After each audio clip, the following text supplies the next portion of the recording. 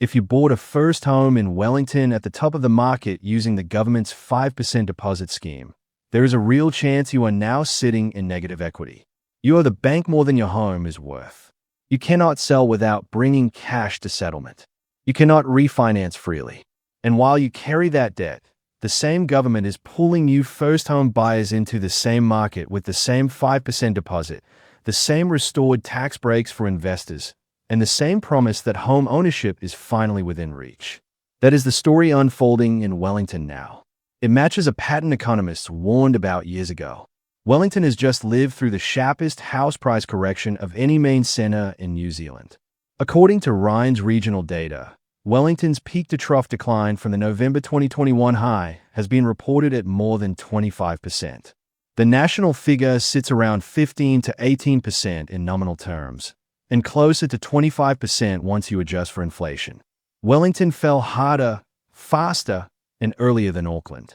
That correction did not happen because the market overheated by accident. It happened because the conditions that drove prices up reversed almost overnight. To understand the consequences playing out today, you have to look at what created the bubble. The Reserve Bank cut the official cash rate to a record low of 0.25% in March 2020 and held it there until October 2021. Mortgage rates dropped to levels New Zealand had never seen. Buyers who could not previously afford Wellington homes suddenly could.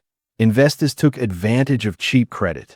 Public servants, who make up a disproportionate share of Wellington's workforce, locked in jobs that felt secure. Prices surged. The national median sale price peaked at around 925,000 New Zealand dollars in November 2021. Wellington and its surrounding regions, including the Hutt Valley, Purua, and the Kapiti Coast, rose with it. Then the Reserve Bank began tightening. The OCM moved from 0.25% in October 2021 to a peak of 5.5% by May 2023. One-year fixed mortgage rates at the major banks climbed to around 7.25 to 7.35% through late 2023 and early 2024. The same households who had stretched to buy at the peak now had to refinance at more than double the rate they originally signed. The cause was a sharp lift in borrowing costs. The effect was a collapse in what buyers could afford. The impact was a correction concentrated in the regions that had benefited most from cheap credit, and Wellington was at the top of that list. Laid on top of the rate shock was a structural change unique to the capital. Through 2024 and 2025, the coalition government carried out public service workforce reductions. Thousands of public servants were made redundant in a city where central government employment is the dominant economic engine. The cause was fiscal restraint. The effect was a sudden drop in confident, secure, mortgage-eligible household income in Wellington specifically. The impact was reduced by a demand at exactly the moment higher rates were already squeezing the market. Days to sell lengthened. Listings on Trade Me Property and realestate.co.nz stayed elevated. REINZ's median days to sell sat well above the long-run average of around 35 days, with recent prints often in the 45 to 55-day range nationally, and worse in Wellington. Economists have been warning about this exposure for years. Researchers and analysts, including Shemabil Ekub, co-author of the book Generation Rent published in 2015, argued long before the peak that New Zealand had built its economy around treating housing as an investment asset rather than a shelter. Tony Alexander, the independent economist and former BNZ chief economist, has tracked sentiment shifts in monthly surveys of mortgage advisors and real estate agents. Kelvin Davidson, chief property economist at Cotality, formerly CoreLogic New Zealand, has documented the price falls month by month. The warnings were not hidden. They were published in One Roof, Stuff, RNZ, and Interest.co.nz. The buyers who used the government's 5% deposit scheme at the peak were not warned by the lender or the scheme administrator. They were warned by independent commentators whose pieces sat one search away. The action that matters most for the consequent story is the structure of the scheme itself. The first home loan, administered by Kainga Ora through participating lenders including Westpac, Kiwibank, SBS, the Cooperative Bank, and others, allows eligible first home buyers to purchase with as little as a 5% deposit instead of the standard 20%. The cause is straightforward. The government wants to lower the deposit barrier. The effect is that buyers can enter the market with 1/4 of the equity they would otherwise need. The impact, for those who bought at or near the Wellington peak using this scheme, is severe. On a $700,000 home bought with a 5% deposit, the buyer put in $35,000. If that home has since fallen 25% in value, it is now worth around $525,000. The mortgage balance is roughly $665,000. The buyer is in negative equity by approximately $140,000. They cannot sell without bringing that gap to settlement in cash. They cannot refinance to a better rate freely. They are locked into the lender they signed with, paying whatever rate the bank offers at rollover. That is not a hypothetical. It is the mechanical outcome for a measurable share of first-home buyers who used the 5% deposit scheme in Wellington between mid-2021 and late 2022. Centrix, which publishes monthly credit reports, documented rising mortgage arrears through 2023 and 2024.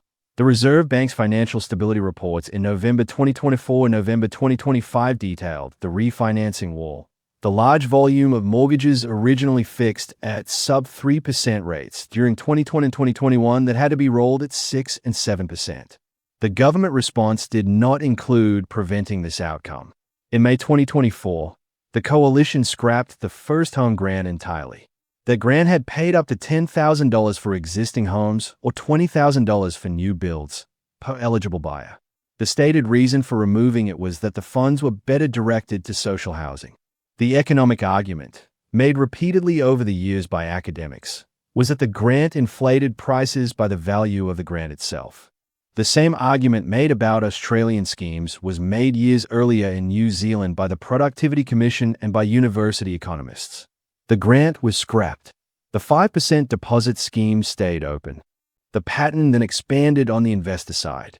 The Bright Line test, which taxes capital gains on investment properties sold within a set period, was shortened from 10 years to 2 years effective the 1st of July, 2024.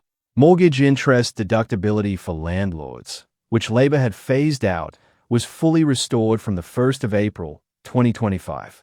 The cause is policy reversal. The effect is improved after-tax returns for property investors. The impact is renewed investor demand competing with first-home buyers for the same stock. For renters, the effect is mixed.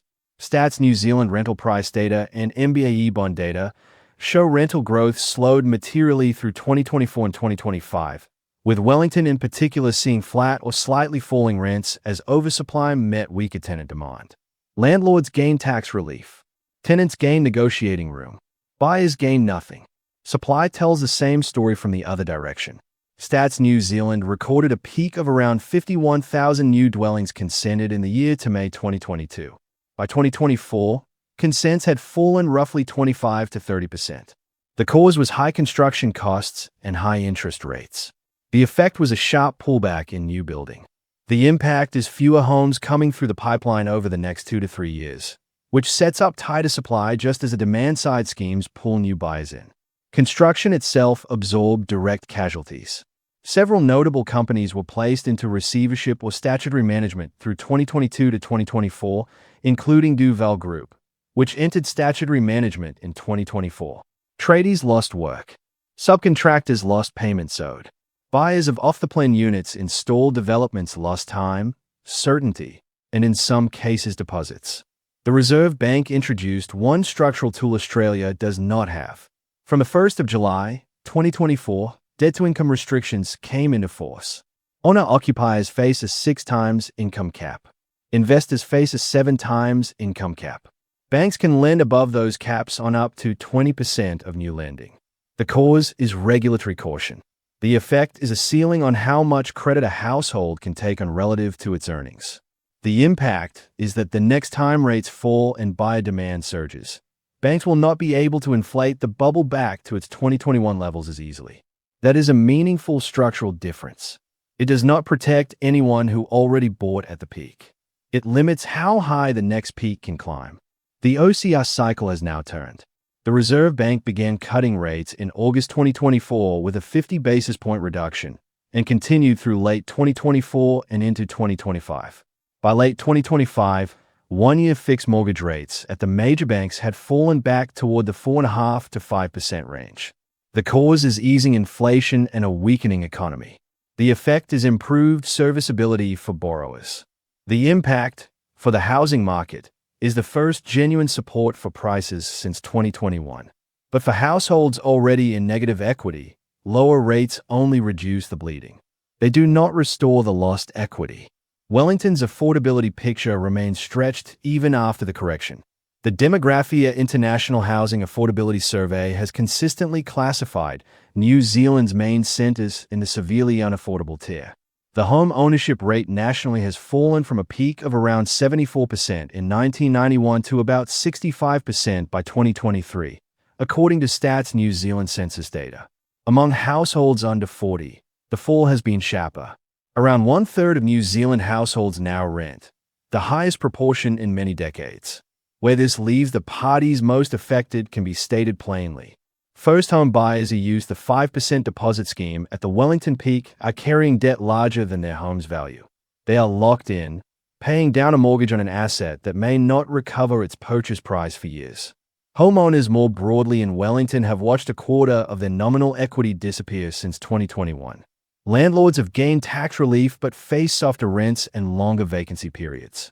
Renters are negotiating from a stronger position than they have in years, but face a future in which dwelling consents have collapsed and supply tightens. Developers and construction firms have absorbed company failures, project delays, and a workforce contraction. Banks have transferred the risk forward through higher arrears and tighter lending standards. The Reserve Bank's debt-to-income caps will shape the next cycle. The 5% deposit scheme remains open. The bright line test sits at 2 years. Interest deductibility is fully restored. Mortgage rates are falling. The conditions for a renewed lift in buyer demand are forming. Whether that lift becomes another inflation in prices or stays contained by the new credit ceilings will determine whether the next wave of Wellington first-home buyers ends up in the same position as the last one. The schemes that pulled them in have not changed. The economists who warned about them have not changed their position. The households carrying the cost of the last cycle are still carrying it. Subscribe for more reports.